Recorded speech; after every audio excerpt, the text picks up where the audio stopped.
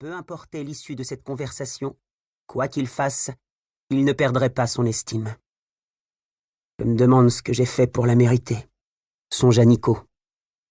Ce n'était pas la première fois qu'il se posait cette question. Bon, mon choix est fait, annonça-t-il. Je suis à 2 doigts d'imploser, gémit Austin. Kayla avait sorti la sucette de sa bouche et la brandissait devant sa joue, les yeux pétillants d'inquiétude. Bon, dit Nico. Je vais donc prendre... Oui, le pressa Will. Tu prendrais? Nico inspira profondément. Dark Vador. Will et Kayla gémirent en chœur, tandis qu'Austin affichait le sourire radieux du demi-dieu qui vient de recevoir une Ferrari pour son anniversaire.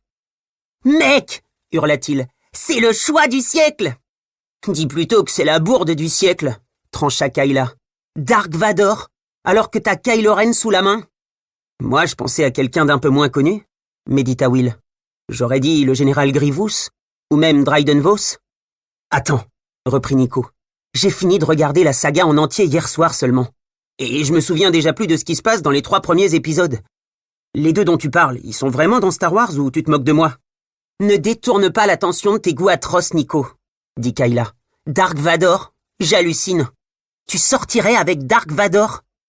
Elle croqua un bout de sa sucette. Franchement, Nico, je suis atterré. Bienvenue au club, plaisanta Nico. Du coin de l'œil, il aperçut la grimace de Will. Fugitive, certes, mais elle ne lui avait pas échappé. « C'est une safe place ici », rappela Austin. « Personne ne doit porter de jugement sur ce que disent les autres, souviens-toi. »« Non, j'ai changé d'avis, » rectifia Kayla. « Finalement, c'est une unsafe place. »« Tu es bien silencieux, Will, » remarqua Nico. « Surtout en tant que fan numéro 1 de Star Wars. J'essaie juste de comprendre pourquoi tu as répondu ça. Et je me dis que t'as peut-être mis le doigt sur un truc. Dark Vador est un homme puissant, expliqua Nico.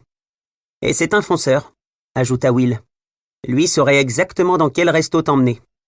Est-ce qu'il enlève son casque pour manger à votre avis ? S'enquit Kayla. Ah, soupira Nico, la main sur le cœur. Je vois ça d'ici. Dark Vador qui se met à table, se décoiffe et plonge son regard dans le tien au-dessus des chandeliers. Plus romantique, tu meurs. Will s'esclaffa avant de lui décocher un sourire solaire.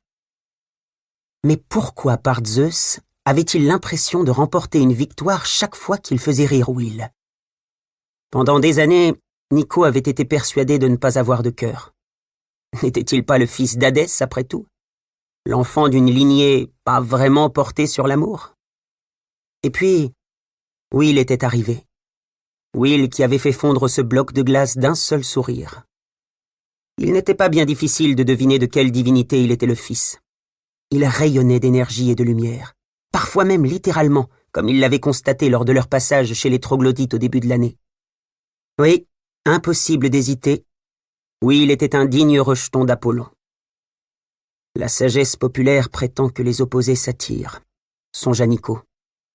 En effet, Will était son parfait négatif. Et pourtant, ils étaient ensemble depuis presque 1 an.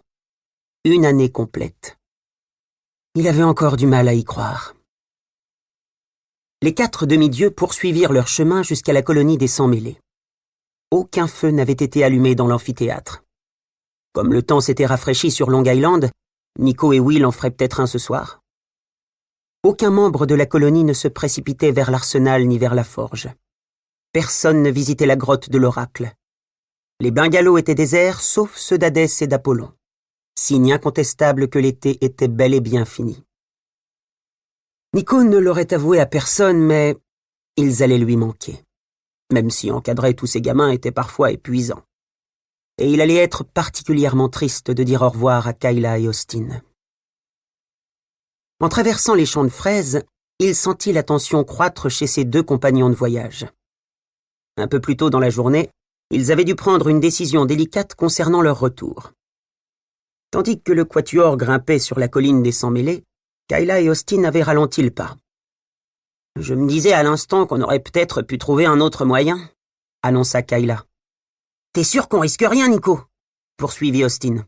« Absolument rien. Je veux dire, elles n'ont jamais tué personne. »« C'est pas le genre de remarque qui va nous rassurer, » rétorqua Kayla. « Ça va aller, » dit Will en posant la main sur l'épaule d'Austin. Pour continuer à écouter ce livre audio gratuitement, cliquez sur le lien dans la description et vous pourrez l'écouter en entier sans frais grâce à l'essai de 30 jours d'Audible.